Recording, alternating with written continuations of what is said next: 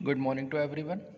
Class कल के video explanation में हमारा जो लास्ट टॉपिक चल रहा था that was Le Chatelier's principle यानी ला शातलिय का नियम, जिसमें मैंने बताया था कि ली चैटलियर साइंटिस्ट जो थे इन्होंने इक्विलिब्रियम को शिफ्ट करने के लिए 3 करेक्टर बताए थे, टेम्परेचर, कंसंट्रेशन और प्रेशर, यानी ताप, दाब व सांद्रता में परिवर्तन करके हम हमारे साम्य स्थिरांक की दिशा को क्या कर सकते हैं, परिवर्तित कर सकते हैं तथा अभिक्रिया की जो दिशा है उसे बदल सकते हैं।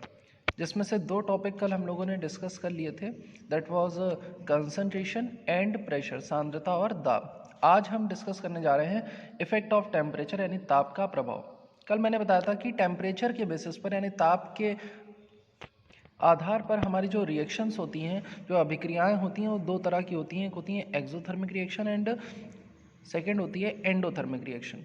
ऊष्माक्षेपी अभिक्रियाएं और ऊष्माशोषी अभिक्रियाएं।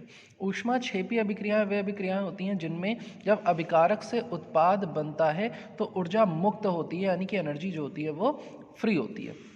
और अगर इसे साइंटिफिक टर्म में समझना है तो जैसे ये हमारा सिस्टम है और ये हमारी सराउंडिंग है, ये हमारा जो है निकाय है और ये बाह्य वातावरण है।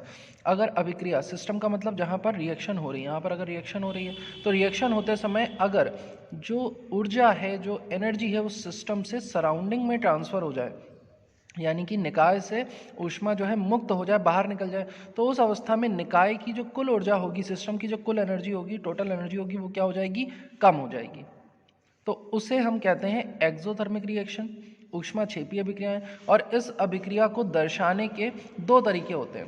पहला तरीका तो ये है कि जैसे मान लीजिए ए और बी यहाँ पर रिएक्टेंट है, ये प्रोडक्ट बना करके सी और डी जो है वो प्रोडक्ट बना रहे हैं, उत्पाद बना रहे हैं। अगर ये एक्सोथर्मिक रिएक्शन है तो यहाँ पर उत्पाद के साथ में क्या होगा, एनर्जी जो है वो रिलीज होगी। तो एक तरीका तो ये हो सकता है कि आप इस तरह से उत्पाद के साथ यानी प्रोडक्ट के साथ प्लस लगा के लिखते हैं, या दूसरा तरीका क्या हो सकता है कि अगर आप यहाँ पर प्लस लगा के नहीं लिख रहे हैं तो कॉमा लगाकर अलग से लिख दें delta is equal to negative. Delta is equal to negative का मतलब है कि यहाँ पर जो एनर्जी का चेंज हो रहा है वो एनर्जी जो है कम हो रही है, यानी जिस सिस्टम में, जिस निकाय में अभिक्रिया हो रही थी उस निकाय की जो ऊर्जा है वो क्या हो गई, कम हो गई। कम कब होगी, जब ऊष्मा बाहर निकलेगी। जब ऊष्मा बाहर निकलेगी तो कौन सी अभिक्रिया होगी, ऊष्माक्षेपी यानी कि एक्सोथर्मिक रिएक्शन। इसी का ठीक उल्टा, अगर किसी रिएक्शन में, जो हमारी सिस्टम है जहाँ पर रिएक्शन हो रही है, जिस निकाय में अभिक्रिया हो रही है, उसमें ऊर्जा की आवश्यकता है, यानी कि वो अभिक्रिया तभी होगी जब हम उसे ऊर्जा देंगे। तो उस अवस्था में जो ऊर्जा होती है, जो एनर्जी होती है, वो सराउंडिंग से कहाँ एंटर करती है, सिस्टम में। उस कंडीशन में सिस्टम की जो टोटल एनर्जी होगी, निकाय की जो कुल ऊर्जा होगी, वो क्या हो जाएगी, बढ़ जाएगी। जब बढ़ जाएगी तो उसे हम 2 तरह से शो कर सकते हैं। पहला तरीका क्या है कि अगर ये रिएक्शन एंडोथर्मिक है तो हम या तो यहाँ पर एरो के ऊपर इस तरह से क्या लगा दें, हीट का साइन लगा दें, जो कि ये शो करेगा कि ये रिएक्शन जो है हीट करने पर या टेम्परेचर बढ़ाने पर हो रही है। या तो उस पर्टिकुलर रिएक्शन का यहाँ पर टेम्परेचर लिख दें कि ये रिएक्शन जो है कितने टेम्परेचर पे होती है, 200, 300, कितने डिग्री सेल्सियस टेम्परेचर पर होती है, तो पता चल जाएगा कि एंडोथर्मिक रिएक्शन है। या फिर यहाँ पर क्या हो रहा है, यहाँ पर सिस्टम की जो एनर्जी है वो बढ़ रही है। जब एनर्जी बढ़ेगी तो यहाँ पर डेल्टा क्या कर देंगे, पॉजिटिव कर देंगे। तो अगर यहाँ पर अलग से डेल्टा जो है वो पॉजिटिव लिखा हुआ है, इसका मतलब ये एंडोथर्मिक रिएक्शन है, ऊष्माशोषी अभिक्रिया है। हमारा जो निकाय है वो बाह्य वातावरण से ऊष्मा को शोषित कर रहा है, उसको एनर्जी को एब्जॉर्ब कर रहा है, तो सिस्टम की एनर्जी बढ़ रही है। अब मैंने यहाँ पर 2 एग्जाम्पल लिए हुए हैं। पहले एग्जाम्पल में नाइट्रोजन और हाइड्रोजन रिएक्ट करके अमोनिया बनाते हैं और डेल्टा जो है वो क्या दिया हुआ है, -x। -x का मतलब है कि यहाँ पर जो हीट एनर्जी है वो रिलीज हो रही है, यानी जो ऊष्मा है वो मुक्त हो रही है। तो ये कौन सी अभिक्रिया हो जाएगी, ऊष्माक्षेपी अभिक्रिया, एक्सोथर्मिक रिएक्शन। वहीं पर नाइट्रोजन और ऑक्सीजन ये मिल करके क्या बना रहे हैं, नाइट्रोजन ऑक्साइड बना रहे हैं, देखिए NO बन रहा है, और यहाँ पर डेल्टा क्या लिखा हुआ है, पॉजिटिव x प्लस x, यानी कि यहाँ पर हमें क्या करना पड़ेगा, अपनी तरफ से ऊर्जा देनी पड़ेगी, अपनी तरफ से हीट एनर्जी प्रोवाइड करानी पड़ेगी। तो उस कंडीशन में ये रिएक्शन क्या हो जाएगी, एंडोथर्मिक रिएक्शन। अब बात करते हैं कि मान लीजिए इन दोनों रिएक्शंस में इक्विलिब्रियम आ चुका है, इक्विलिब्रियम आ चुका है, और हम यहाँ पर टेम्परेचर के इफेक्ट को स्टडी करना चाहते हैं, ताप के प्रभाव, ताप का क्या प्रभाव होता है इसे पढ़ना चाहते हैं। तो उस कंडीशन में आप ये देखें, यहाँ पर ये जो रिएक्शन है, ये रिएक्शन है हमारी एक्सोथर्मिक रिएक्शन। एक्सोथर्मिक रिएक्शन का मतलब कि जब रिएक्टेंट रिएक्ट करेगा, अभिकारक आपस में अभिक्रिया करेगा, तो उत्पाद बनने के साथ ऊर्जा बाहर निकलेगी। इसका मतलब है कि इसके पास पहले से ही ज़्यादा एनर्जी है, जो कि क्या कर रही है, एनर्जी जो है रिएक्शन के साथ रिलीज हो रही है, जो ऊर्जा है वो अभिक्रिया होने पर बाहर निकल रही है। उस अवस्था में किसी एक्सोथर्मिक रिएक्शन में, किसी ऊष्माक्षेपी अभिक्रिया में अगर आप अपनी तरफ से हीट एनर्जी देने जाओगे, ध्यान से समझना, आप अपनी तरफ से हीट एनर्जी देने जाओगे तो रिएक्शन जो है वो क्या होगी, वो अपोजिट डायरेक्शन यानी बैकवर्ड डायरेक्शन में होने लगेगी। अगर आप टेम्परेचर क्या करते हो, बढ़ाते हो, यानी एक्सोथर्मिक रिएक्शन में टेम्परेचर बढ़ाने पर रिएक्शन बैकवर्ड डायरेक्शन में होने लगती है। किसी ऊष्माक्षेपी अभिक्रिया में ताप बढ़ाने पर जो अभिक्रिया है वो पश्च अभिक्रिया बन जाती है, यानी कि उत्पाद जो है वो अभिकारक में परिवर्तित होने लगता है। और इसी अभिक्रिया में अगर आप चाहते हैं कि अभिकारक से उत्पाद ज़्यादा बने, यानी कि जो अभिक्रिया है वो अग्र दिशा में हो, फॉरवर्ड डायरेक्शन में हो, तो आपको टेम्परेचर को क्या करना पड़ेगा, कम करना। तो टेम्परेचर ज़्यादा तो बैकवर्ड डायरेक्शन, टेम्परेचर कम तो फॉरवर्ड डायरेक्शन। फिर आ जाते हैं एंडोथर्मिक रिएक्शन। एंडोथर्मिक रिएक्शन में क्या होगा, ऊष्माशोषी अभिक्रिया में क्या होगा, ये ऐसी रिएक्शन है जो तब होगी जब वो सराउंडिंग से एनर्जी एब्जॉर्ब करेगी, यानी कि बाह्य वातावरण से ऊर्जा को अवशोषित करेगी। तो उस अवस्था में अगर आप यहाँ पर टेम्परेचर बढ़ाते हो तो ये जो एनर्जी आप दे रहे हो ये रिएक्शन को सपोर्ट करेगी, यानी अभिक्रिया को तेजी से बढ़ाएगी। जब तेजी से बढ़ाएगी तो जो इक्विलिब्रियम है वो किधर शिफ्ट होगा, फॉरवर्ड डायरेक्शन में शिफ्ट होगा। और अगर आप टेम्परेचर कम कर दोगे तो जो रिएक्शन है वो होना धीरे धीरे बंद हो जाएगी। तो रिएक्शन में जब बंद होगी तो जो प्रोडक्ट है वो किस में कन्वर्ट होने लगेगा, रिएक्टेंट में। इसका मतलब किसी ऊष्माशोषी अभिक्रिया में टेम्परेचर बढ़ाने पर जो रिएक्शन होती है वो फॉरवर्ड डायरेक्शन में होती है, यानी अग्र दिशा में होती है, और टेम्परेचर घटाने पर रिएक्शन बैकवर्ड डायरेक्शन यानी पश्च अभिक्रिया में होती है। तो ये है इफेक्ट ऑफ टेम्परेचर। आपको एंडो और एक्सो को इस तरह से यहाँ से ध्यान रखना है। इसी के साथ हमारा ली चैटलियर प्रिंसिपल और केमिकल इक्विलिब्रियम का जो टॉपिक है वो कंप्लीट होता है। अब जो हमारा नेक्स्ट टॉपिक स्टार्ट होने जा रहा है that is ionic equilibrium. Ionic equilibrium को समझने के लिए सबसे पहले तो आपको यही पता होना चाहिए कि आयंस क्या होते हैं। तो चलिए पहले एक छोटा सा इंट्रोडक्शन आपको देते हुए चलते हैं इससे जुड़े हुए कुछ टर्म्स का। जैसे सबसे पहले तो व्हाट आर इलेक्ट्रिक कंडक्टर्स, विद्युत सुचालक किन्हें कहते हैं, वे पदार्थ जिनमें विद्युत आसानी से प्रवाहित की जा सकती है, विद्युत प्रवाहित की जा सकती है, यानी दो substance which can conduct electricity are called electric conductors and those which can not pass electricity are called electric insulator. यानी जिनमें से हम विद्युत प्रवाहित नहीं कर सकते हैं वे विद्युत के कुचालक होते हैं। इसके अलावा कुछ पदार्थ हमारे पास ऐसे भी होते हैं जो सुचालक और कुचालक के बीच के गुण रखते हैं, यानी कि उनकी जो प्रॉपर्टीज होती हैं वो कंडक्टर और इंसुलेटर्स के बीच की होती हैं। इनको कहते हैं सेमी कंडक्टर यानी कि अर्धचालक। जैसे जो आपके मेटलॉइड्स होते हैं, जो उपधातुएं होती हैं, जैसे मेटल को हम कहते हैं metals are good conductor of electricity. जो धातुएं होती हैं वे विद्युत की सुचालक होती हैं। जो non metals are bad conductor of electricity. जो अधातुएं होती हैं वो विद्युत की कुचालक होती हैं। तो इनके बीच में आते हैं मेटलॉइड यानी उपधातुएं, जैसे सिलिकॉन है, जर्मेनियम है, आर्सेनिक है। ये जो होते हैं ये हमारे मेटलॉइड्स होते हैं। इन्हें हम यूज़ करते हैं हमारे सेमीकंडक्टर बनाने में, यानी कि अर्धचालक बनाने में, क्योंकि इनके जो गुण होते हैं वे सुचालक और कुचालक के मध्य के होते हैं, यानी कंडक्टर और इंसुलेटर के बीच के होते हैं। फिर उसके बाद इलेक्ट्रिसिटी को कंडक्ट करने से लेकर के, पहली चीज़ तो हो गई कि कंडक्टर क्या होता है, यानी सुचालक क्या होते हैं। तो जो विद्युत को आसानी से प्रवाहित कर लें या इलेक्ट्रिसिटी को कंडक्ट कर लें वो कंडक्टर होंगे, सुचालक होंगे। फिर इसके बाद कंडक्टिविटी के बेसिस पर कि आखिर ये विद्युत को किस प्रकार से सुचालित कर रहे हैं, किस प्रकार से कंडक्ट कर रहे हैं, उसके बिहाव पर ये दो टाइप के होते हैं। पहले होते हैं हमारे मेटेलिक कंडक्टर। मेटेलिक का मतलब जो धात्विक हमारे होते हैं। इनके बारे में तो आप सबको पता है कि जो मेटल्स होते हैं वो क्या करते हैं, इलेक्ट्रिसिटी कंडक्ट करते हैं।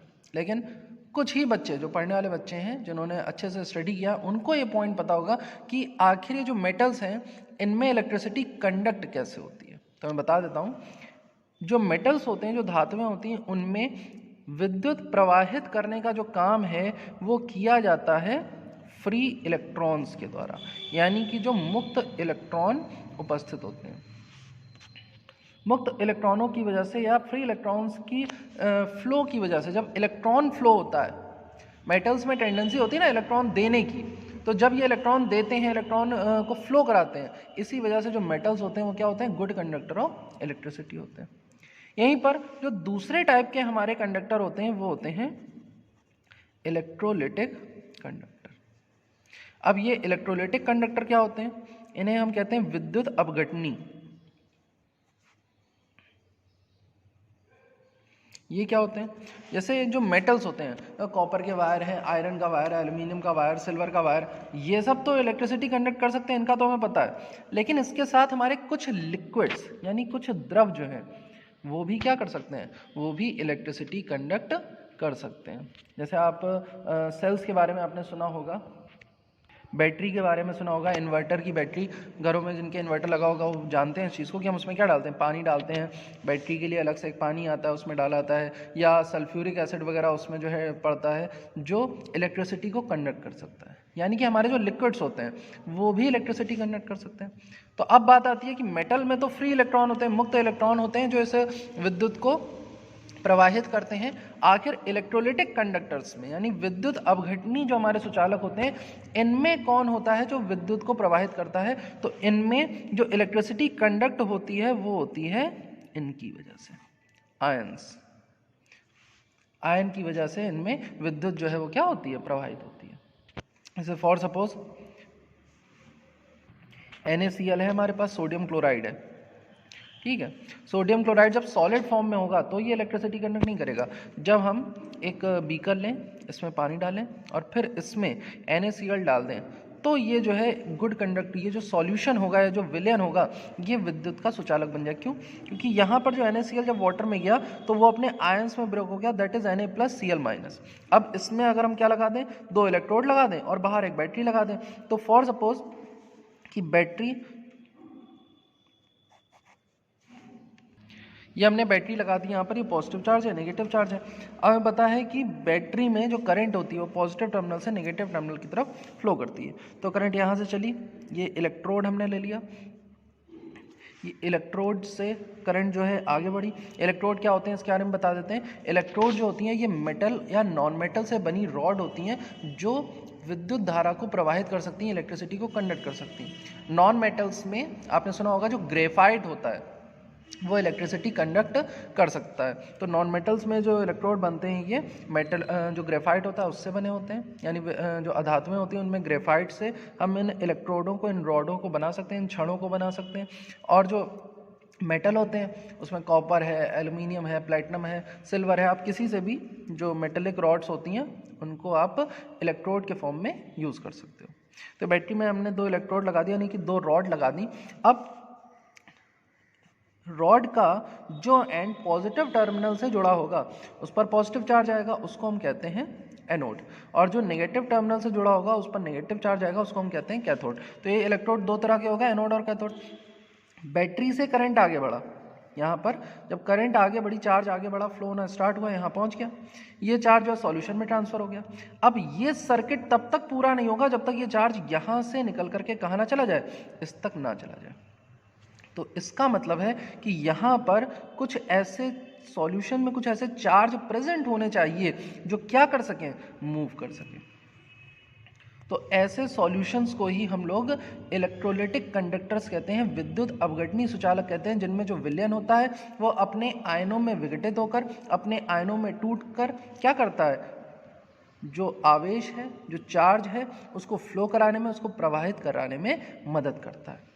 तो हमारे जो कंडक्टर्स हैं वो 2 तरह के होते हैं। एक होते हैं मेटेलिक कंडक्टर यानी धात्विक सुचालक, जिनमें जो विद्युत धारा प्रवाहित होती है वो फ्री इलेक्ट्रॉन यानी मुक्त इलेक्ट्रॉनों की वजह से होती है। और दूसरे जो होते हैं वो होते हैं हमारे इलेक्ट्रोलिटिक कंडक्टर्स यानी कि विद्युत अपघटनी सुचालक, जिनमें जो विद्युत धारा प्रवाहित होती है वो प्रवाहित होती है उनमें उपस्थित आयन की वजह से। और आयन क्या होते हैं? आयन जो होते हैं, जैसे जो एटम होता है, जो परमाणु होता है, वो जब किसी को अपना इलेक्ट्रॉन दे दे या किसी से एक इलेक्ट्रॉन ले ले, मतलब जब कोई परमाणु इलेक्ट्रॉन का त्याग करता है या ग्रहण करता है तो उसके ऊपर कुछ आवेश आ जाता है। अगर इलेक्ट्रॉन का त्याग करेगा तो इलेक्ट्रॉन कम हो जाएंगे, तो उसके ऊपर क्या आ जाएगा, प्लस चार्ज आ जाएगा, धन आवेश आ जाएगा। और जो एटम इलेक्ट्रॉन एक्सेप्ट कर लेता है, जो परमाणु इलेक्ट्रॉन ग्रहण कर लेता है, उसके ऊपर नेगेटिव चार्ज आ जाता है, तो वो नेगेटिव आयन बन जाता है। तो यहाँ पर अगर आप ध्यान से देखें कि यहाँ पर पॉजिटिव और नेगेटिव दोनों तरह के आयंस प्रेजेंट हैं। ये वाला सिरा जो है ये पॉजिटिव है, ये वाला सिरा जो है वो नेगेटिव है। तो जो हमारा Na+ होगा वो किसकी तरफ जाएगा, वो जाएगा नेगेटिव वाले रॉड की तरफ, यानी कैथोड की तरफ। इसीलिए जो पॉजिटिव चार्ज वाले एटम होते हैं जिनमें धन आवेश होता है, उनका नाम पड़ जाता है क्या, कैटायन या धन आवेशित आयन। उसी के विपरीत जैसे Cl- जो है ये नेगेटिव चार्ज कैरी कर रहा है, तो ये किसकी तरफ अट्रैक्ट होगा, किसकी तरफ आकर्षित होगा, ये आकर्षित होगा पॉजिटिव वाली रॉड की तरफ, यानी एनोड की तरफ। तो इसका नाम क्या पड़ जाएगा, एनायन। माने ये एक आयन है जो कैथोड की तरफ गया तो नाम पड़ गया कैटायन, ये एक आयन है जो एनोड की तरफ गया तो इसका नाम पड़ गया एनायन। तो ये हमारे कैटायंस और एनायंस होते हैं। यही आयन रिस्पॉन्सिबल होते हैं, जिम्मेदार होते हैं किसी भी द्रव में विद्युत धारा को प्रवाहित करने के लिए। इन्हीं की हेल्प से किसी भी लिक्विड में जो इलेक्ट्रिसिटी है वो कंडक्ट होती है, और ऐसे लिक्विड्स जो कैपेबल होते हैं, जिनमें ये क्षमता होती है कि वो विद्युत धारा प्रवाहित कर सकते हैं, उन्हें हम कहते हैं इलेक्ट्रोलिटिक कंडक्टर्स या इलेक्ट्रोलाइट्स। हिंदी में इन्हें कहते हैं विद्युत अपघट्य। अब इसके बाद ये जो विद्युत अपघट्ट होते हैं, हमारा जो मेन टॉपिक है आयनिक इक्विलिब्रियम में, वो इन्हीं से रिलेटेड है।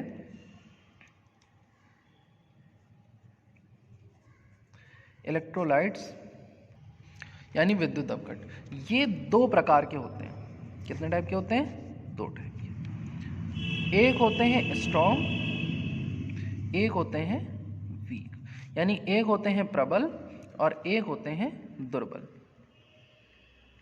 प्रबल और दुर्बल से थोड़ा सा आपको मतलब समझ में आ रहा होगा भाई, यहाँ पर विद्युत अपघट्य को क्या करना है, इलेक्ट्रोलाइट्स को क्या करना है, अपने आयंस में ब्रेक होना है, इलेक्ट्रिसिटी को कंडक्ट करना है। तो प्रबल और दुर्बल का मतलब क्या होगा, स्ट्रांग और वीक का मतलब क्या होगा, ऐसे इलेक्ट्रोलाइट्स या ऐसे सब्सटेंस जो सॉल्यूशन बनने पर, विलयन बनने पर अपने आयनों में पूरी तरह से विघटित हो जाएं, यानी कि पूरी तरह से डिसोसिएट हो जाए, कंप्लीटली डिसोसिएट हो जाएं, उनको कहा जाता है स्ट्रॉन्ग इलेक्ट्रोलाइट। और जो अपने आयंस में कंप्लीटली डिसोसिएट नहीं हो पाते हैं, उन्हें हम कहते हैं वीक इलेक्ट्रोलाइट, यानी कि दुर्बल अपघट्य। अब कौन से इलेक्ट्रोलाइट होंगे जो स्ट्रॉन्ग होंगे, कौन से वीक होंगे, तो देखिए आपने एसिड और बेस दो तरह के पढ़े, स्ट्रॉन्ग एसिड स्ट्रॉन्ग बेस, और वीक एसिड वीक बेस। तो जो स्ट्रॉन्ग एसिड और स्ट्रॉन्ग बेस होते हैं, स्ट्रॉन्ग एसिड यानी जो प्रबल अम्ल होते हैं और जो प्रबल क्षार होते हैं, जैसे कि हाइड्रोक्लोरिक एसिड हो गया, H2SO4 हो गया, HNO3 हो गया। बेसिस में अगर हम बात करें तो NaOH हो गया, KOH हो गया, या फिर इनसे बने हुए जो लवण होते हैं, इनसे बने हुए जो सॉल्ट होते हैं, जैसे NaCl हो गया, KCl हो गया, ये सारे के सारे होते हैं हमारे स्ट्रॉन्ग इलेक्ट्रोलाइट, यानी कि प्रबल विद्युत अपघट्य। क्योंकि जब इनका विलयन बनाया जाता है, जब इनको हम पानी में घोलते हैं, इनका एक्वा सॉल्यूशन बनाते हैं, तो ये अपने आयनों में पूरी तरह से क्या हो जाते हैं, विघटित हो जाते हैं। उसी के विपरीत दुर्बल में कौन आएंगे, जो वीक एसिड होंगे, जो दुर्बल अम्ल होंगे या दुर्बल क्षार होंगे। दुर्बल अम्ल में क्या होना आते हैं, जैसे आपके कार्बोक्सिलिक अम्ल जो होते हैं, एसिटिक एसिड हो गया, कार्बोक्सिलिक एसिड में फॉर्मिक एसिड हो गया, फॉर्मूला HCOOH या CH3COH। बेसिस में अगर हम बात करें तो मैग्नीशियम हाइड्रोक्साइड है, कैल्शियम हाइड्रोक्साइड है, ये सारे हमारे जो होते हैं वो दुर्बल क्षार होते हैं। ये क्या करते हैं, ये जब इनका विलयन बनाया जाता है, इनका सॉल्यूशन बनाया जाता है, तो ये अपने आयंस में कंप्लीटली ब्रेक नहीं हो पाते हैं। या फिर यूं कहें कि इनसे ये जो वीक एसिड और वीक बेस यानी दुर्बल अम्ल और दुर्बल क्षार से बने हुए जो लवण होते हैं, जैसे अमोनिया वगैरह हो गया, ये जो है ये एक वीक बेस है NH3। और ऑर्गेनिक एसिड्स और सॉल्ट की अगर हम बात करें तो HCN हाइड्रोजन साइनाइड, ये सब भी हमारे क्या होते हैं, दुर्बल विद्युत अपघट्य होते हैं, वीक इलेक्ट्रोलाइट्स होते हैं, क्योंकि ये भी अपने आयंस में कंप्लीटली डिसोसिएट नहीं हो पाते हैं। माने इनका डिसोसिएशन जो होगा वो 100% होगा, इनका जो डिसोसिएशन होगा वो 100% से कम होगा। तो ये दो तरह के होते हैं, स्ट्रॉन्ग और वीक। अब केमिस्ट्री में इनको मेज़र करने के लिए हमें एक मेज़रमेंट यूनिट दी हुई है, जिसको हम कहते हैं अल्फ़ा। अल्फ़ा से इसको निरूपित किया जाता है, ये होता है हमारा वियोजन मात्रा। इंग्लिश में इसे कहते हैं डिग्री ऑफ डिसोसिएशन। किसी भी विद्युत अपघट्ट की डिग्री ऑफ डिसोसिएशन यानी कि जो अल्फा की वैल्यू है वो ये डिसाइड करेगी कि वो स्ट्रॉन्ग इलेक्ट्रोलाइट है या फिर वीक इलेक्ट्रोलाइट है। और अल्फा का फॉर्मूला क्या होता है, कैसे कैलकुलेट करेंगे अल्फा को, तो बहुत सिंपल है। Alpha is equal to formula याद रखेंगे सबसे पहले, alpha is equal to formula होता है number of moles dissociated upon total number of moles before dissociation, यानी कि वियोजित मोलों की संख्या बटे वियोजन से पूर्व मोलों की संख्या। कुल मिलाकर ये एक अनुपात है कि पहले कितने नंबर ऑफ मोल उपस्थित थे, मोलों की संख्या कितनी थी और विघटित कितने हुए। जैसे कि मोलों की संख्या फॉर सपोज 10 थी, उसमें से 10 के 10 जो हैं वो विघटित हो गए, तो अल्फा की वैल्यू क्या आ जाएगी, 1 आ जाएगी। तो इस कंडीशन में मैंने क्या कहा था कि जब कोई सब्सटेंस कंप्लीटली डिसोसिएट हो जाए, पूर्णतः विघटित हो जाए, तो क्या होगा, स्ट्रॉन्ग इलेक्ट्रोलाइट होगा। यानी कि अल्फा की वैल्यू 1 का मतलब ये स्ट्रॉन्ग इलेक्ट्रोलाइट है। अब मान लीजिए कि जो कुल मोल थे वो 10 थे लेकिन विघटित हुए कितने, 4। अब इसको सॉल्व करोगे तो कितना आएगा, 0.4 आएगा, यानी कि लेस देन 1 आ गया। तो अल्फा की वैल्यू जो है, अगर अल्फा की वैल्यू अगर क्या आ रही है, 1 से लेस आ रही है, अल्फा की वैल्यू जो है वो 1 से लेस है, तो उस कंडीशन में ये क्या होगा, वीक इलेक्ट्रोलाइट होगा, यानी कि दुर्बल विद्युत अपघट्य होगा। तो ये होता है हमारा weak electrolyte and strong electrolyte. इसके बाद हमारा नेक्स्ट टॉपिक है factors affecting the degree of dissociation, यानी कि ये जो वियोजन की मात्रा है, आखिर इसको कौन कौन से ऐसे कारक हैं जो प्रभावित कर सकते हैं। तो सबसे पहली जो चीज़ है वो तो विद्युत अपघट्य की प्रकृति हो गई, यानी कि नेचर ऑफ इलेक्ट्रोलाइट। माने अगर हमारा जो इलेक्ट्रोलाइट है वो स्ट्रॉन्ग इलेक्ट्रोलाइट होगा तो वो क्या होगा, वो कंप्लीटली डिसोसिएट हो जाएगा, अल्फा की वैल्यू ज़्यादा आएगी। और अगर जो इलेक्ट्रोलाइट है वो वीक इलेक्ट्रोलाइट है, दुर्बल हमारा विद्युत अपघट्य है, तो उसमें अल्फा की वैल्यू जो है डिग्री ऑफ डिसोसिएशन वो कम हो जाएगी। वीक इलेक्ट्रोलाइट्स में जो डिसोसिएशन का क्वांटिटी होता है वो 1 से 10% होता है, जबकि स्ट्रॉन्ग इलेक्ट्रोलाइट में ये कितना हो जाता है, 100% हो जाता है। तो ये पहला फैक्टर है जो अफेक्ट करता है अल्फा की वैल्यू को। अगर स्ट्रॉन्ग इलेक्ट्रोलाइट है तो अल्फा की वैल्यू ज़्यादा होगी, वीक इलेक्ट्रोलाइट है तो अल्फा की वैल्यू कम होगी। सेकेंड जो होता है वो होता है नेचर ऑफ सॉल्वेंट। आप जिस विलायक में घोल करके सॉल्यूशन बना रहे हो, किस सॉल्वेंट में आपने डिसॉल्व किया आपने सब्सटेंस को, उस पर भी डिपेंड करेगा। जैसे यहाँ पर एक वर्ड आपको सीखना है, डाई इलेक्ट्रिक कांस्टेंट, यानी परावैद्युत स्थिरांक।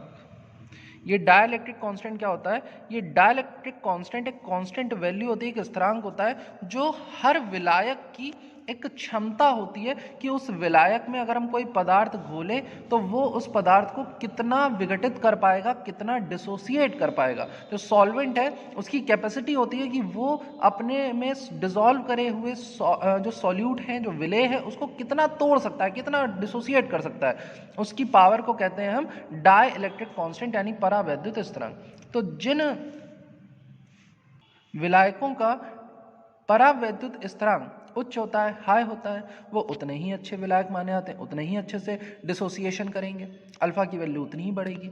और जिन विलायकों का जो परावैद्युत स्थिरांक का मान कम है वो अच्छे से विघटित नहीं कर पाएंगे। यानी डाइलेक्ट्रिक कांस्टेंट अगर अच्छा है तो फिर जो सॉल्वेंट है वो भी अच्छा होगा, डिसोसिएशन ज़्यादा होगा। अगर डाइलेक्ट्रिक कांस्टेंट अच्छा नहीं है, कम है, तो उस कंडीशन में जो डिसोसिएशन है वो भी कम होगा और अल्फा की वैल्यू क्या हो जाएगी, कम हो जाएगी। तो ये दूसरा फैक्टर होता है नेचर ऑफ सॉल्वेंट।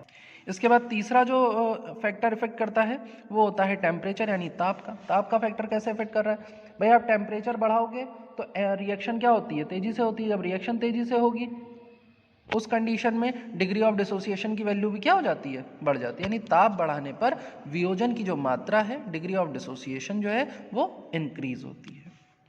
इसके बाद दो फैक्टर और बचते हैं, जिसमें सबसे पहला जो फैक्टर होगा वो होगा डाइल्यूशन, और दूसरा फैक्टर जो होगा वो है कि किसी अन्य पदार्थ की उपस्थिति, यानी कोई और सब्सटेंस अगर प्रेजेंट हो, जैसे हमारा सॉल्वेंट हो गया, सॉल्यूट हो गया, इन दोनों के अलावा कोई और भी हमने सब्सटेंस वहाँ पर जैसे इम्प्योरिटी के फॉर्म में प्रेजेंट है, अशुद्धि के रूप में उपस्थित है, तो उसकी जो उपस्थिति है वो हमारे डिग्री ऑफ डिसोसिएशन को, अल्फा की वैल्यू को कैसे चेंज कर सकती है। ये दोनों टॉपिक हम लोग कल जो है डिस्कस करेंगे। तो आज आपको जो ये चीज़ें आपको एक्सप्लेन करी गई हैं आयनिक इक्विलिब्रियम में, उसे अच्छे से रिवाइज करना है, और जो टेम्परेचर का इफेक्ट आपको समझाया गया है ली चैटलियर प्रिंसिपल में, उसे अच्छे से रिवाइज करना है। Okay class, thank you.